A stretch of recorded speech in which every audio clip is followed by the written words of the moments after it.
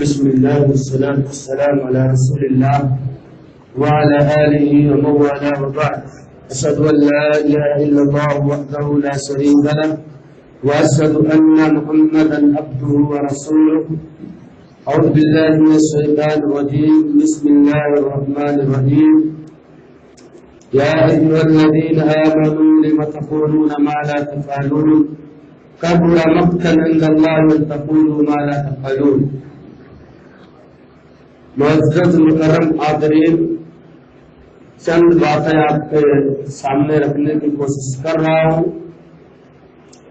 اللہ تبارک و تعالی نے سورہ صف کے اندر دوسری آیت میں فرمایا یا ایھا الذین آمنوا لم تقولون ما لا تفعلون.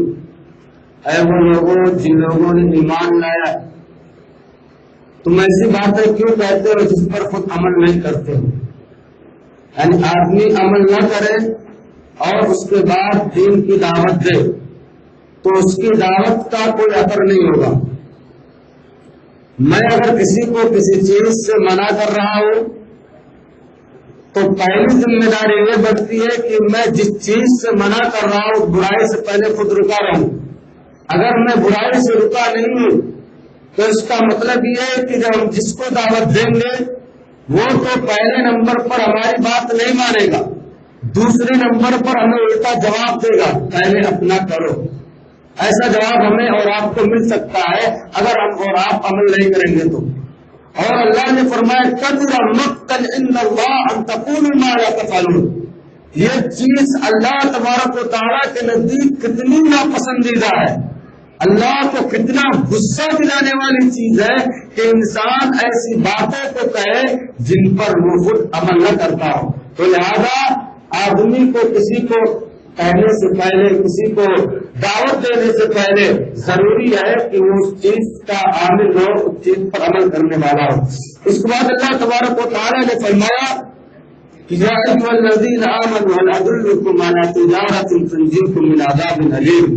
اے لوگوں، وہ لوگ جو ایمان لیتے ہیں، کیا میں تمہیں ایسی تجارت کے بارے میں نہ بتاؤں؟ تجارت کہتے ہیں ایک چیز کے بدلے دوسری چیز کو لینا، یعنی پیسے کے بدلے سامان کو لینا یا سامان کے بدلے پیسے کو لینا. تو کہتے اللہ تبارک و تعالیٰ نے فرمایا اے وہ لوگوں جو ایمان لے کے آئے، کیا میں تمہیں ایسی تجارت کی طرف رہنمائی نہ فرماؤں جو تمہیں عذاب علیم، اللہ تبارک و تعالیٰ کے دردناک عذاب سے بتلائے، آپ کو بچا دے. اللہ تبارک و تعالیٰ نے اس کے بعد فرمایا اگر اللہ کے عذاب سے بچنا ہے تو اللہ سے تجارت کرو. کون سی تجارت؟ کوئی مہنگی تجارت نہیں کرنی ہے، کام نہیں کرنا ہے، پیسہ نہیں لگانا ہے. تؤمنون باللہ، پہلی چیز اللہ تبارک و تعالیٰ پر ایمان لے آؤ. آپ کا اللہ پر ایمان ہونا ضروری ہے کہ اللہ کون ہے، اس کا کیا پاور ہے، کون سا اختیار ہے. لفظ اللہ کی حقیقت جانتے ہیں. سنن ترمذی باب الفتن کے روایت ہے، حضرت علی ابن طلق روایت کرتے ہیں کہ اللہ کے نبی صلی اللہ علیہ وسلم نے فرمایا لا تقوم الساعة حتى يقال له احد في الارض اللہ اللہ. لفظ اللہ کی تعبیر ہے. اللہ کے نبی صلی اللہ علیہ وسلم نے فرمایا قیامت اس وقت تک قائم نہیں ہو سکتی ہے جب تک کہ اس دنیا میں کوئی انسان اللہ کا نام پکارنے والا ہو. صرف اللہ اللہ اگر کہنے والا ہوگا تب بھی قیامت نہیں قائم ہو سکتی ہے. یہ اللہ کے ایک نام کی عظمت ہے. تو اللہ پر ایمان لے کے آؤ، اس کے رسول پر ایمان لے کے آؤ، اور اس کے راستے میں اپنے اموال، اپنے مالوں کے ذریعے اور اپنی جانوں کے ذریعے تم جہاد کرو.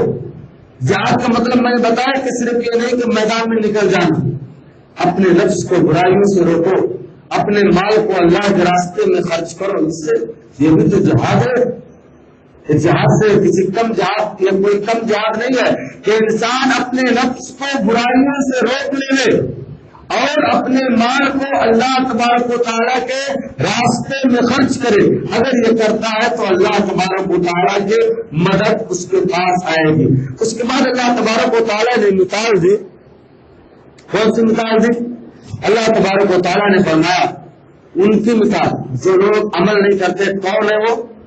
مثل الذین حملوا التوراۃ ثم لم يحملوها كمثل الحمار يحمل اسفارا بئس مثل القوم. اللہ تبارک و تعالیٰ نے فرمایا کہ ان کی مثال اس گدھے کی تھی. یہودیوں کی مثال اس گدھے کی سی کیسی ہے؟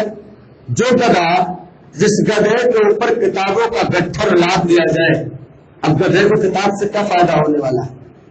اسی طرح انسان اگر علم کا پہاڑ ہو اور عمل میں زیرو ہو تو سمجھ جاؤ وہ کسی گدھے سے کم نہیں ہے. بہت بڑا علامہ پتہ نہیں کیا ہو، سب کچھ جانتا ہو، لیکن اگر انسان عمل نہیں کرتا ہے تو اس گدھے سے نیچے ہی رہے گا، اوپر نہیں آ سکتا. کیونکہ گدھا کتاب کو لے جاتا ہے، اپنے مالک کی اطاعت کرتا ہے، یہ اپنے مالک کی اطاعت کو نہیں کرتا ہے. کتنی بری قوم ہے یہ لوگ. اس کے بعد اللہ تبارک و تعالیٰ نے فرمایا، دیکھو موت کے بارے میں فرمایا کہ تم اگر شیشہ پگھلائی ہوئی دیوار کے اندر بھی اندر جا کے پیک ہو جاؤ، موت وہاں بھی تمہیں آئے گی، بھاگ نہیں سکتے ہو. اور تمہارے کرتوتوں کا، تمہارے کرموں کا اللہ تبارک و تعالیٰ تمہیں قیامت کے دن اس کا فل دے گا. اچھا کرو گے اچھا پاؤ گے، برا کرو گے برا پاؤ گے. اس کے بعد اللہ تبارک و تعالیٰ نے سورہ منافقون، ہم لوگ جانتے ہیں کہ منافقون میں اللہ تبارک و تعالیٰ نے ایک پس منظر ہے. اس میں یہاں پر ایک پس منظر، ایک واقعہ یہ ہے کہ نبی کریم صلی اللہ علیہ وسلم جہاد کے لیے گئے ہوئے تھے. اب اس کے بعد عبداللہ ابن ابی ابن سلول نے فرمایا، کہا کہ یہ محمد اور ان کے ساتھی آج ہم نے ان کو پناہ دیا، یہ اپنے یہاں سے بھگائے گئے، یعنی مکہ سے ان کو بھگایا گیا، مدینہ کے اندر آئے، ہم نے ان کو پناہ دیا اور آج یہ ہم پر دعوت بول رہے ہیں. عبداللہ ابن ابی ابن سلول نے فرمایا، اللہ تبارک و تعالیٰ نے اس کا نقشہ کھینچا ہے کہ اس نے کہا کہ لَيُخْرِجَنَّ الْأَعَزُّ مِنَّ الْأَذَلَّ. مدینہ جب ہم لوگ پہنچ جائیں گے نا تو ہم میں کا عزیز آدمی ذلیل انسان کو نکال دے گا. یعنی عزیز اور اچھا اپنے آپ کو اپنے شمار کیا اور ذلیل نبی کریم صلی اللہ علیہ وسلم کو بیان اور آپ کے صحابہ کو. اس کے بعد اس کے بیٹے عبداللہ کو جب یہ خبر ملی تو اس کا باپ یہ کہہ رہا ہے کہ عزیز یعنی عزت والا ذلت والے کو نکال پھینک دے گا. آپ کی خدمت میں آئے، دیکھو یہ رسول کی اتباع، رسول کی محبت ساری چیزوں سے ہونی چاہیے. یہ دیکھو اب عبداللہ ہے، کیا ہوا، کیا کہتے ہیں کہ اے نبی کریم صلی اللہ علیہ وسلم، میں نے سنا ہے میرے والد نے آپ کے بارے میں ایسا ایسا کہا، آپ حکم دیں اگر مدینہ کی سرحد کے اندر نہیں جانے دوں گا اسے، اس کی گردن کو آپ کے سامنے لا کے پیش کر دوں اگر آپ حکم دے دیتے. آپ کو اس نے دلیل کہا ہے، اللہ کے رسول آپ کو اس نے دلیل کہا ہے، اگر آپ حکم دیں تو مدینہ کی سرحد پہ کھڑے ہو کر میں اس کی گردن کو مار دوں اور آپ کی خدمت میں لا کے پیش کر دوں. اللہ کے رسول صلی اللہ علیہ وسلم نے اس سے منع فرما دیا. تو اللہ تبارک و تعالیٰ نے فرمایا وَلِلَّهِ الْعِزَّةُ وَلِرَسُولِهِ وَلِلْمُؤْمِنِينَ وَلَكِنَّ الْمُنَافِقِينَ لَا يَعْلَمُونَ. عزت اللہ کے لیے، اس کے رسول کے لیے، مومنوں کے لیے ہے، لیکن یہ جو منافقین ہیں ان کو کیا معلوم کہ عزت اور ذلت کیا ہے. اس کے بعد اللہ نے فرمایا اے ایمان والو، یہ تمہارے اولاد، یہ تمہارے مال کہیں ایسا نہ ہو کہ تمہیں اللہ کے ذکر سے غافل کر. مال کے لیے اتنا مت پریشان ہو جاؤ، اولاد کے لیے اتنا مت پریشان ہو جاؤ کہ تم اللہ تبارک و تعالیٰ کے ذکر سے غافل ہو جاؤ. بس دو باتیں بتاؤں گا اس کے آگے، کیونکہ میں آپ کے کھانے میں داخل نہیں ہونا چاہتا، کیونکہ کھانے میں خلل پڑے گا تو آپ مجھ کو گالی دیں گے. اللہ تبارک و تعالیٰ نے کہا ان من ازواجکم واولادکم فتنہ، یہ تمہاری اولاد اور تمہارے مال تمہارے لیے آزمائش ہے. ہر اولاد اور ہر مال انسان کے لیے فتنہ نہیں ہے. من جو ہے من یہاں پر تمیز کے لیے، تمیز کہتے ہیں بعض حصے کے لیے. بعض تمہارے بیویاں اور بعض تمہارے اولاد بھی تمہارے لیے فتنہ بن سکتا ہے، تمہارے لیے آزمائش بن سکتے ہیں۔ کیسے؟ آپ کو بیوی ملی، کوئی فوہر مل گئی تو آپ کما کے لا رہے ہیں، ادھر وہ گھاڑ اڑا رہی ہے، ظاہر سی بات ہے آپ کما رہے ہیں، ادھر اڑ رہا ہے۔ اب بچے بھی ویسے ہوں گے، کیسے بچے ہوں گے؟ آپ کو اس بات پر مجبور کریں گے کہ آپ اسراف سے کام لیں، آپ زیادہ خرچ کریں۔ اب زیادہ خرچ کریں گے تو اس کے لیے پیسے کی زیادہ ضرورت ہے، تو آدمی زیادہ کے چکر میں حلال اور حرام کی تمیز کے ہوئے جیسا چاہے گا اپنے مال کو خرچ کرے گا۔ تو اس لیے اللہ تبارک و تعالیٰ نے فرمایا یہ تمہارے بعض مال، بعض بیویاں اور اولاد یہ تمہارے لیے فتنہ بن سکتے ہیں، لہذا ان سے فاتقوا اللہ ما استطعتم، جتنا ہو سکے اللہ تبارک و تعالیٰ سے ڈرنے کی کوشش کرو۔ آخری چیز اس میں کہ اللہ تبارک و تعالیٰ نے کچھ مومنہ عورتوں کی تعریف قرآن مقدس کے اندر کی ہے، اور نبی کریم صلی اللہ علیہ وسلم نے فرمایا، ایک روایت میں 3 ایک روایت میں 4 کہ 4 عورتیں اس دنیا میں کامل ایمان والی گزری ہیں۔ کون کون ہے وہ کوئی بتائے گا؟ اور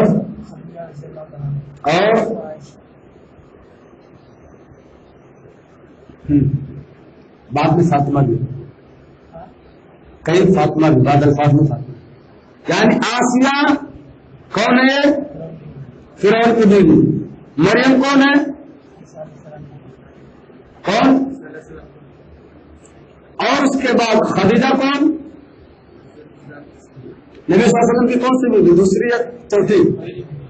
جی، تو آسیہ، مریم، خدیجہ، عائشہ، بعض الفاظ میں فاطمہ کہ یہ 4 عورتیں کامل ایمان والی گزری ہیں۔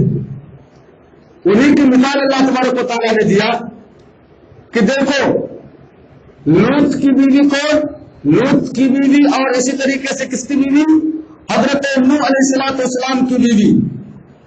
یہ دونوں اللہ کے نیک بندے تھے، لوط علیہ السلام اور حضرت نوح علیہ السلام یہ اللہ کے نیک بندے تھے۔ کانتا تحت عبدین من عبادنا صالحین، بہت نیک بندے تھے، ان کے ماتحتی میں یہ تھی۔ فخانتاہما فلم یغنیا عنہما من اللہ شیئا وقیل ادخلا النار مع الداخلین۔ نبی کی بیوی ہونے کے بعد اللہ تبارک و تعالیٰ نے جب یہ ان پر ایمان نہیں لے کے آئے تو کیا ہوا کہ اللہ نے ان کو جہنم میں ڈال دیا۔ مسئلہ کیا نکلا اس سے؟ مسئلہ اس سے یہ نکلا کسی کی نسبت کسی کو جنت نہیں دلا سکتی۔ اگر جنت دلا سکتی تو نبی کریم صلی اللہ علیہ وسلم کے چچا ابو طالب جہنم میں نہ ہوتے، ابراہیم کے علیہ السلام کے ابو آذر جہنم میں نہ ہوتے، لوط علیہ السلام کی بیوی جہنم میں نہ ہوتے، نوح علیہ السلام کی بیوی اور بچے جہنم میں نہ ہوتے۔ تو لہذا کسی کی نسبت کسی کو جنت میں نہیں دے گی۔ جنت اگر دے گی تو ہمارا اور اپنا عمل، کسی دوسرے کا نہیں، کسی سے عمل کراؤ گے کوئی فائدے کا نہیں ہو۔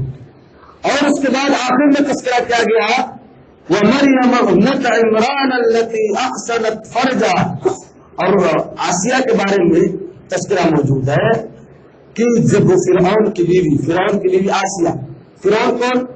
ظالم و جابر بادشاہ، اپنے رب کو اللہ کہتا تھا میں سب سے بڑا رب ہوں، اس کے تحت اللہ تبارک و تعالیٰ نے ایک مومنہ عورت کو رکھا تھا۔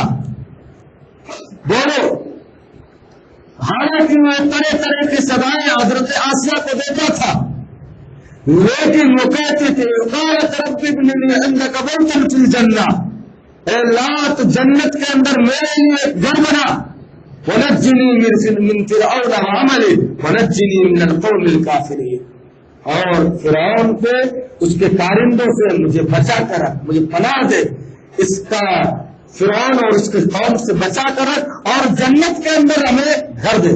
تو لہذا پتہ کیا چلا اس سے کہ اصل کامیابی یہ ہے کہ انسان کو جنت مل جائے، اور انسان کو دنیا کے پیچھے نہیں پڑنی چاہیے۔ دنیا میں جتنی انسان کو مصیبتیں آئیں گی، جتنی پریشانیاں اور مشکلیں آئیں گی، وہ اس کے گناہوں کو ہلکا کرتے ہوئے جائیں گے. جتنی بھی مصیبتیں آئیں گی اس کے گناہوں کا کفارہ بنتے جائیں گی. تو حضرت آسیہ کو ستایا گیا لیکن اللہ تبارک و تعالیٰ نے ان کے لیے جنت میں گھر بنایا ان کی دعا کے خاطر. اس کے بعد مریم کا تذکرہ ہے, ہم اور آپ جانتے اس کو مکمل. بس آخری چیز بتا کے بات ختم کر دیتا ہوں. الذی خلق الموت والحیات, اللہ تبارک و تعالیٰ نے کہا کہ میں نے موت کو پیدا کیا اس کے بعد زندگی کو پیدا کیا. اچھا بتاؤ, ایک سوال ہے, پہلے موت ہے یا زندگی؟ کیسے؟